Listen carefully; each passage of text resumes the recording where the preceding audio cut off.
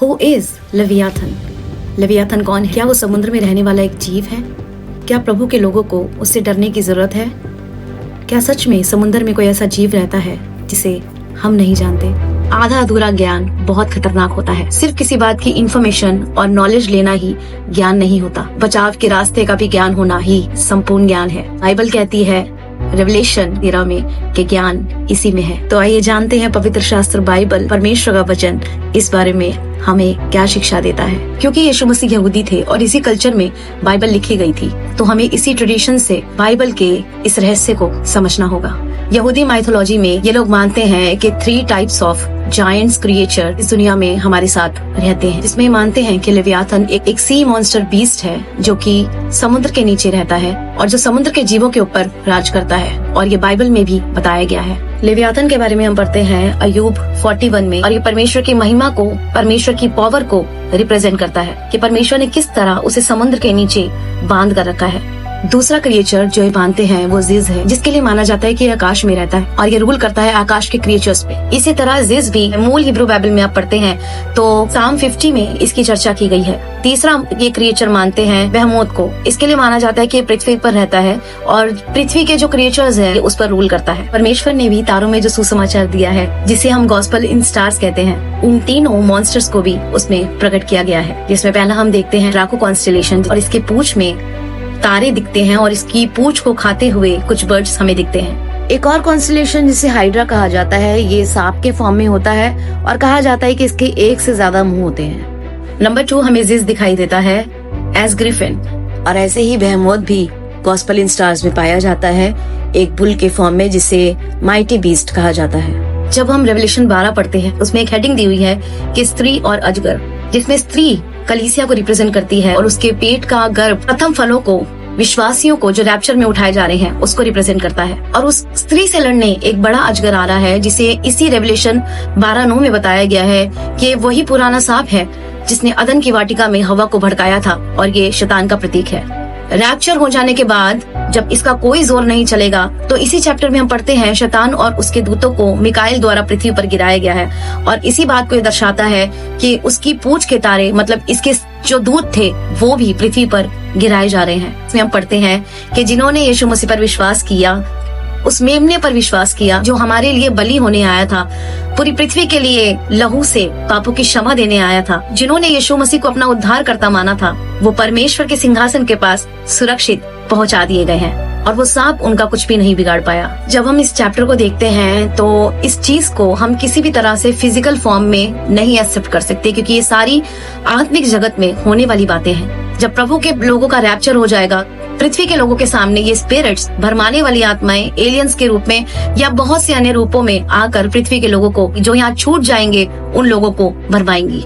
जब सब तरफ हम न्यूज सुन रहे हैं कि एलियंस आ रहे हैं, तो ये इस बात की शैतान के द्वारा तैयारी की जा रही है कि जब उसके दूतों को पृथ्वी पर गिराया जाएगा, पृथ्वी के लोग इस घटना को होते हुए अपनी आंखों से देखेंगे और उन्हें ये बात नॉर्मल लगे, क्योंकि इस चीज का प्रेडिक्शन ऑलरेडी न्यूज में और अफवाहों में और बहुत सी बातों में आज किया जा रहा है। और ये एक्चुअली में स्पिरिचुअल वर्ड से रिलेट करता है, क्योंकि असल में युद्ध तो आत्माओं का है।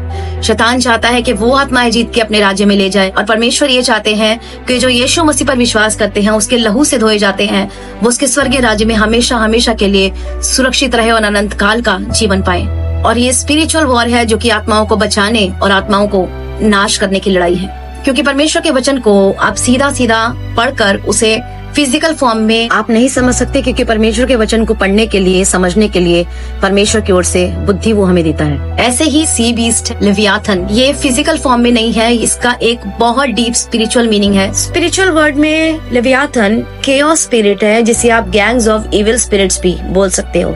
और रेवलेशन 13:1 में हम पढ़ते हैं कि एक पशु समुद्र में से निकल रहा है जिसके 10 सींग और 7 सिर थे। और 13:2 में हम देखते हैं कि एक अजगर है, वो इस बीस्ट को अपनी सारी अथॉरिटी, अपनी पावर रूल करने के लिए दे रहा है, जो बताता है कि एक बहुत बड़ी ऑर्गेनाइजेशन में, जिसका सिंबल आप देखते हैं तो ऐसा ही लगता है कि समुद्र में से कोई चीज बाहर आ रही है। जब बहुत सारे देश उसमें मिल जाएंगे तो वो अपनी सारी अथॉरिटी, सारे प्लान्स रूल करने के लिए एक इंसान को, एंटी क्राइस्ट को वो दे देंगे, जो कि हर एक जाति पर, हर एक धर्म पर, हर एक कुल पर जो राज करेगा या इसका गुलाम हो जाएगा। और रेवलेशन 8 में ऐसा लिखा है कि हर एक जन जिसका नाम जीवन की पुस्तक में नहीं है वो इसकी पूजा करेगा। इस बेफोमत की पूजा आज हमारे सामने इस संसार में हो रही है, जो कभी सोचने में लगता था। जब मैं स्कूल में होती थी, मेरी टीचर्स इस बारे में बताया करती थी और मैं सोचती थी कि कैसा होगा जब ऐसा हुआ करेगा, कोई शैतानवाद होगा और उसकी पूजा की जाएगी। लेकिन आज मैं अपनी आंखों से इन बातों को देख पाती हूँ कि आज सच में प्रॉपर इसको धर्म माना जाता है और इसमें शैतान की पूजा की जाती है। और बहुत से लोग अपने शरीरों को इसके लिए खोलते हैं, वो अपने शरीरों को चिन्ह बनाते हैं इन दुष्ट आत्माओं के लिए। और इस बेफोमत को हम फिजिकल फॉर्म में नहीं देखते, लेकिन स्पिरिचुअल वर्ल्ड में हम इसको काम करते हुए आज अपनी आंखों के सामने देख रहे हैं। इसी तरह से लेवियाथन को भी जब प्रभु के लोगों का रैप्चर हो जाएगा, प्रभु के लोग उठा लिए जाएंगे, तो इस लेवियाथन को भी पूरी पृथ्वी पर इसका खेल देखा जाएगा। और अंधे बैलों की तरह किसी ऐसी चीज को मानते रहना जिसमें कोई अंत नहीं है, जिसमें आपका कोई बचाव नहीं है, जिसमें आपके कोई वायदे नहीं है, तो यह अंत के दिनों में बहुत बड़ी बेवकूफी मानी जाएगी। क्योंकि पवित्र शास्त्र बाइबल हमें बचाव का रास्ता देता है, हमें अनंत काल के वायदे देता है। और रेवलेशन 12:11 से 12 में हम पढ़ते हैं कि जिन्होंने यीशु मसीह को अपना उद्धारकर्ता माना, उसके लहू से अपने आप को धो लिया, वो परमेश्वर के राज्य में सुरक्षित होंगे। यीशु मसीह ने अंत के दिनों के जो चिन्ह बताए हैं मत्ती 24 में, वो सब हमारे सामने आज होते हुए दिखाई दे रहे हैं। आकाश, पृथ्वी और समुद्र हमें इस बात की चेतावनी दे रहा है कि हम अंत के दिनों में हैं और समय है कि अपने पापों को यीशु के लहू से धो लें। मत्ती 24 में जब वो कहता है ये सब बातें पीड़ाओं का आरंभ होगी। जो अननेचुरल साइंस हमें आकाश में, पृथ्वी पे और समुद्र में नजर आ रहे हैं, जब समुद्र से बड़े बड़े जीव बाहर निकल कर आ रहे हैं और ऐसी घटनाएं दिख रही हैं जो कभी हमने नहीं देखी, तो ये आने वाली पीड़ाओं का संकेत है। वो इंसान के लिए वार्निंग्स हैं कि अभी भी उसके पास समय है कि वो यीशु मसीह के लहू से अपने आप को धो ले।